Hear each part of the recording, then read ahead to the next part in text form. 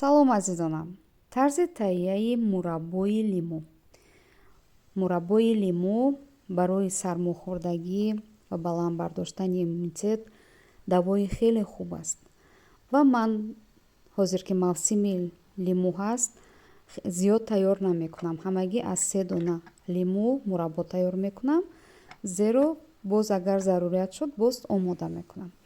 Хуб лимӯҳоро аз донак тоза мекунам, дар блендер махлут мекунам ва 1:1 шакар мегирам. Барои 1 коса лимӯ 1 коса шакар мегирам ва омехта мекунам ҳамаро ва баъдан тақрибан 1 қошуқ ва ё 2 қошуқ каме об илова мекунем ва рӯи ҳарорати мулоим мегузорем ва пас биҷӯшад. Кафки рӯяшро тоза мекунем ва мемонем пас 30 дақиқа биҷӯшад.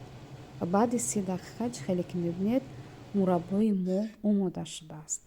Ва онро ба зарф мегирам.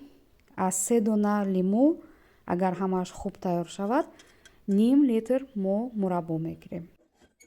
Ва насиб агар боз ки зарурат шуд, боз хеле осону зуд омодашаванда аст ва дар ҳолатҳои зуком, сурфа давои хеле хуб аст. Ба шумо саломатӣ мехоҳам. Умедворам ин дастур барои шумо писанд омад. Ташаккури зиёд.